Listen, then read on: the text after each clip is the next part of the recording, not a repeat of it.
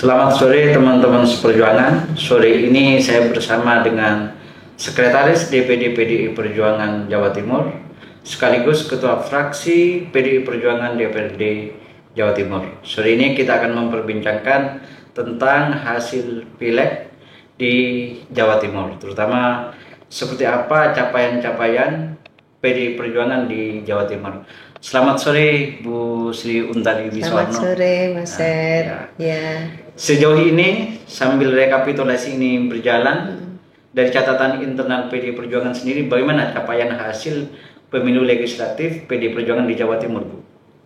Ya, alhamdulillah, walaupun ada tsunami ya, tsunami yang kita alami bersama-sama se-Indonesia, tetapi memang kursinya turun untuk RI dan provinsi. Kemudian untuk kabupaten kota secara akumulatif tetap. Tetapi ada yang hilang berapa, ada yang turun, ada yang naik, begitu kalau kabupaten kota. Kalau provinsi dan DPR RI ini ada yang turunnya lebih banyak, naiknya lebih sedikit. Sehingga akhirnya kalau diakumulasi jadi turun. Jadi perkiraan kami untuk kursi DPR RI itu dari 20 menjadi berkurang 2 menjadi 18. Nambah 1 berkurang 3. Jadi akhirnya akumulatifnya berkurang 2. Kalau provinsi ini masih menunggu, kita sama-sama masih menunggu sebenarnya, tapi prediksinya antara 21, 22.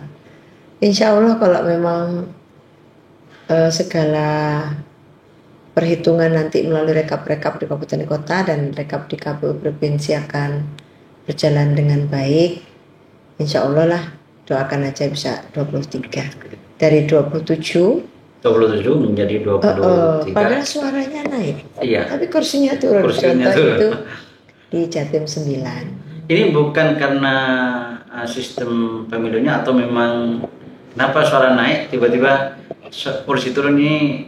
Menurut Bu Untari sendiri, apa karena sistem Sinlek atau mungkin karena memang ada pemilih-pemilih di daerah itu gemuk, tetapi konversi kursinya misal tidak begitu memadai? Yang paling dominan sebenarnya akibat pilpres. Ya, jadi pemilu tahun 2024 ini anomalinya luar biasa.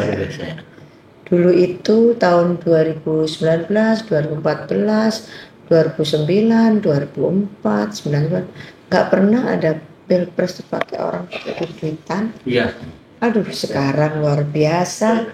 Yang namanya pilpres pakai duit, jadi bingung kita mengendalikan ini. Artinya bukan sesuatu yang biasa terjadi gitu.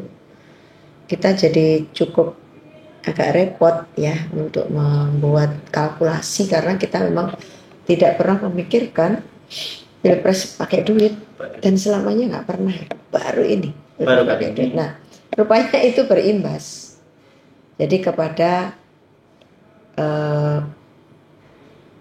satu pasangan yang membagi, berimbas juga ke kursi partai. Dari beberapa catatan para pakar politik, 2024 ini bisa dibilang adalah pemilu yang terburuk sepanjang pemilu. Kalau menurut Bu Untari sendiri? Sama menurut saya. Jadi pengalamannya itu yang memicu adalah pilpres. Jadi kan ini ada pileg, ada pilpres. Ini sebenarnya kan tidak serumpun ya. Iya. Ini memilih eksekutif, ini memilih legislatif. Gitu. Nah, ketika kita kemarin tuh mendorong pilpres untuk memilih presiden dengan tentu ada parliamentary threshold, presidential threshold, yang dimana itu sebagai syarat untuk pengajuan presiden, dan ini menggunakan presidential threshold tahun 2019 gitu kan. Nah, muncullah calon yang dimana kita sudah tahu semuanya ya, calon dari Pak Presiden, Pak Jokowi yang tadinya kader PDI Perjuangan sudah tidak lagi mendukung calon presiden dari PDI Perjuangan. Tapi alhamdulillah masyarakat masih memiliki kepercayaan pada PDI Perjuangan, dan kami juga yakin sebenarnya tidak tidak serendah itu Serendah itu. nilainya pileg kami, karena di beberapa tempat gempurannya memang luar biasa. Jadi persiapan kami untuk Pilpres itu ya seperti biasanya, bahwa kita berkampanye, kita menyiapkan berbagai upaya untuk kemenangan yang itu bareng sama caleg-caleg. Maka instruksi DPP partai itu selalu seluruh APK kami itu ada gambar calon presiden. Itu sama persis dengan tahun 2019. Itu instruksinya DPP juga seperti itu. Tapi ketika tahun 2019 kekuatannya solid, kompak, nyatu. Nah, pada tahun ini presiden yang sampai hari ini masih orang mengatakan dari PDI Perjuangan belum mengembalikan KTA. Beliaunya tidak lagi mendukung calon dari PDI Perjuangan. Ada impact karena memang kalau kita lihat secara faktual, apa yang disuguhkan PDI Perjuangan ini kan seluruh orang mengamini sebagai sosok yang baik, ya kan? Nah, terus kemudian tidak tahu bagaimana ceritanya ya. Karena motifnya kan macam-macam. Kalau kita sih selalu sayang sama beliau sejak dulu itu, tapi kan kita nggak tahu tiba-tiba di tengah jalan pikirannya berbeda begitu. Ada beberapa catatan yang kami coba lihat sekilas gitu ya, di beberapa kabupaten suara PDI Perjuangan ini naik gitu ya, seperti misal di catatan kami Madura. Yang awalnya Pamekasan tidak ada kursi PDI Perjuangan, hari ini sudah 2 kursi kemungkinan. Sampang yang awalnya 2 kursi sekarang jadi 4. Yang Sumeneb awalnya 5 sekarang diperkirakan 11. Artinya di kabupaten. Nah, kemarin kami juga mengikuti kalau PDI Perjuangan DPD PDI Perjuangan Jawa Timur sudah mulai mempersiapkan tentang pilkada serentak. Dan capaiannya target yang dipasang itu adalah 19 kabupaten kota dari 38 di seluruh Jawa Timur. Hampir 50% seluruh Jawa Timur. Seperti apa target ini diperhitungkan? Jadi kita melihatnya adalah yang sekarang existing ditambah dengan yang sudah digantikan oleh PJ Bupati Wali Kota itu. Dalam perhitungan kami, contoh misalkan Kota Batu, dulu kan itu merupakan PDI Perjuangan. Lalu kemudian Kabupaten Nganjuk kan juga PDI Perjuangan. Kabupaten Probolinggo juga PDI Perjuangan. Jadi kalkulasi kami menyelamatkan yang sekarang ini plus menambah untuk kemenangan yang pernah kita jadi bupati atau wali kota di situ.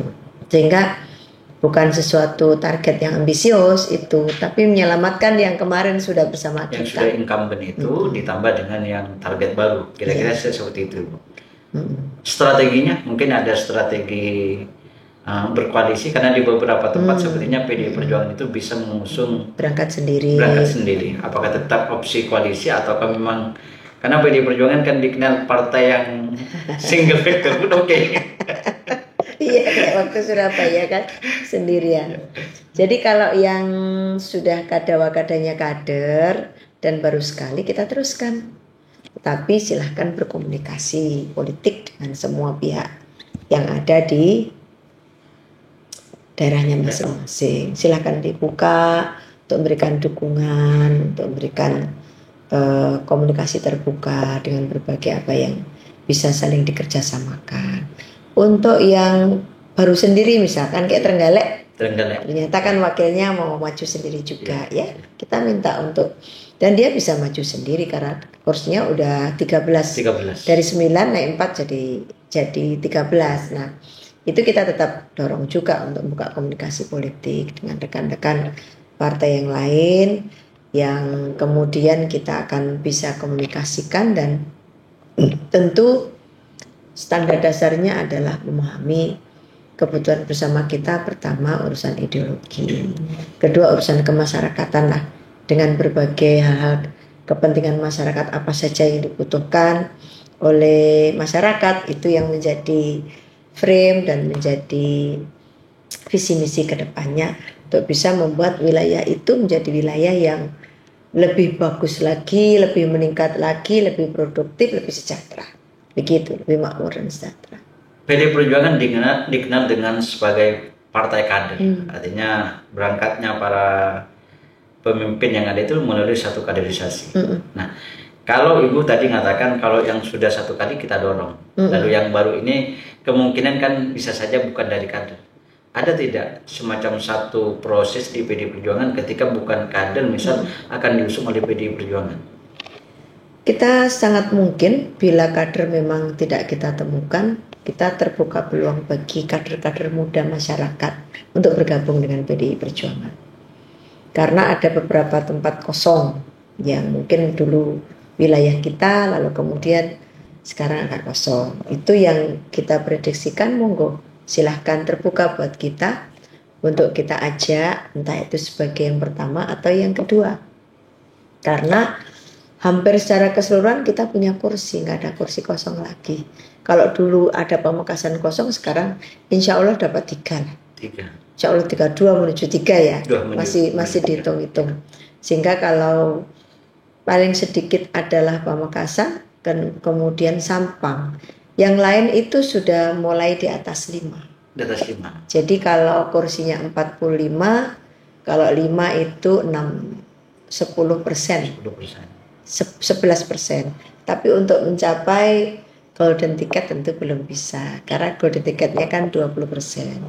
Yang bisa 20% itu kota Surabaya, kemudian Ngawi, Nganjuk, Trenggalek, kemudian Banyuwangi, Kabupaten Blitar, Kota Blitar, Sumeneb, ini punya golden ticket. Tapi kita sadar bahwa berdemokrasi ini butuh kawan. Jadi kita tetap membuka ruang dialog, komunikasi politik pada semuanya saja, agar kemudian bisa ikut terlibat dalam proses ini. Tapi dengan syarat yang saya sebutkan tadi. Bu, ada satu tantangan juga tentang selain kabupaten di November nanti juga kita gubernur. Ya. Ini kan satu menjadi satu tantangan tersendiri bagaimana tentang pemenangan gubernur dan di Pilgub. Apakah mungkin PDI Perjuangan nanti punya strategi sehingga gubernur sama kabupaten ini satu frame, atau memang nanti kita berbicara tentang lokalitasnya yang mungkin berbeda? Kita berusaha untuk satu frame. Kan tapi lokalitas itu juga memiliki dinamika masing-masing yang belum tentu antara tingkatan gubernur dengan mereka itu bisa sama. Kita kan sudah pernah pilkada serentak separuh tahun 2018. Kita bekerja sama dengan Gerindra dan PKB serta PKS. Kemudian yang sebelah sana adalah Nasdem, Golkar, P3 dan Demokrat. Di lapangan kita ada yang kerja sama-sama Gerindra, begitu kerjasama dengan Demokrat, dengan Nasdem. Jadi kayak dadung kepeluntir-peluntir begitu. Sebenarnya idealnya ya begitu. Saat ini gubernurnya dan ke bawahnya sama. Itu idealnya begitu. Namun kondisi ideal itu tidak selalu bisa terwujud. Maka yang kita perlukan kalau memang pemilihan di tempat masing-masing itu diupayakan untuk bisa dengan konsepsi dengan gubernurnya sama. Nah, kita berusaha ke sana dan faktor lokal sebisa mungkin. Makanya ini lagi lebih lagi komunikasi politik Pak Ketua, dan kami juga diminta untuk bicara-bicara dengan rekan-rekan di Jawa Timur, teman-teman partai yang ada di Jawa Timur untuk bisa bicara agar ke depan bagaimana bersama-sama, apakah kita bersama-sama bangun Jawa Timur atau kita vis-a-vis. Ini sampai hari ini kita belum memberikan kalkulasi, tapi sedang menghitung semuanya. Jawa Timur itu termasuk salah satu DPD yang mempunyai kader-kader yang melimpah untuk bertarung. Kira-kira hari ini kan sudah, kalau berbicara di atas kertas, incumbent sudah akan maju lagi dengan pasangannya. Nah, mungkin ada clue, karena banyak juga masyarakat bertanya-tanya. Yang gitu kan, walaupun PDI Perjuangan misal di beberapa tahun tidak pernah memenangkan di Pilgub, tapi selalu ditunggu orang, siapa nih calon PDI Perjuangan untuk bertarung di 2024 ini. Ya, politik tuh dinamis banget ya. Siapa yang tahu Pak Jokowi seperti itu? Jadi kita nggak bisa patok bangkereng ya istilahnya Jawa Timur. Tapi dinamika inilah yang akan menjadi bagian daripada proses dan juga surveinya kita. Setelah ini kita akan melakukan survei ke 38 kabupaten kota. Dari situ kita akan melihat potensinya seperti apa. Survei ini kan data agregat yang dipertimbangkan dengan sangat hari ini. Selain kondisi kursi yang sudah kita miliki. Nah, maka semua peluang masih terbuka kemungkinan bagi kita untuk bekerja dengan siapa. Nah, disitulah unik dan indahnya seni berpolitik. Politik kan the art of policy gitu ya, seni untuk mengambil kebijakan. Nah, kebijakan kita seperti apa untuk kepentingan pilkada ini? Frame-nya satu, pasti ideologinya harus sama tadi. Karena di Jawa Timur itu memang konfigurasi warnanya itu merah, hijau, dan ada juga yang pelangi-pelangi dikit begitu. Jadi partai nasionalis banyak, partai yang berbasis agama juga berkembang. Jadi kalau dilihat dari hasil sementara DPRD Provinsi Jawa Timur kelihatannya kan PKB yang menang ya. Kita bisa lihat itu, lalu kemudian ranking keduanya mungkin kita. Tapi masih lagi bersaing sama Gerindra. Nah, saya yakin Bu Kofifa juga dinamis pikirannya ya, bahwa keterbukaan dalam sisi dialog itu dipentingkan karena kita butuh komunikasi politik dan butuh apa sebenarnya visi kedepannya membangun Jawa Timur. Itu menjadi salah satu kunci bagi kita untuk menentukan sikap kita ini mau bersama-sama dengan siapa. Itu kalau dilihat dari sisi golden ticket, kita bisa golden ticket, tapi semuanya dinamis tadi itu. Kita perlu menghitung semuanya secara cermat, rapi, dan kemudian berimplikasi luas dalam positif. Itu yang kita butuhkan. Itu perbincangan kami dari unit media dengan Bu Sri Untari Biswarno selaku Sekretaris DPD PDI Perjuangan, bahwa politik itu padanya satu seni tentang mengambil kebijakan, seni meyakinkan orang lain, seni berkomunikasi, dan seni juga bagaimana kita memainkan satu irama kontestasi yang tujuannya adalah mensejahterakan masyarakat Jawa Timur. Kita tunggu bagaimana PDI Perjuangan sampai tanggal November setelah selesai rekapitulasi. Pasti survei akan dilakukan. Setelah survei mungkin sudah akan muncul tokoh-tokoh siapa yang akan nanti ikut berkontestasi baik di pilkada kabupaten kota maupun di provinsi Jawa Timur. Sekian, terima kasih dari kami. Selamat sore. Terima kasih. Selamat sore, Merdeka.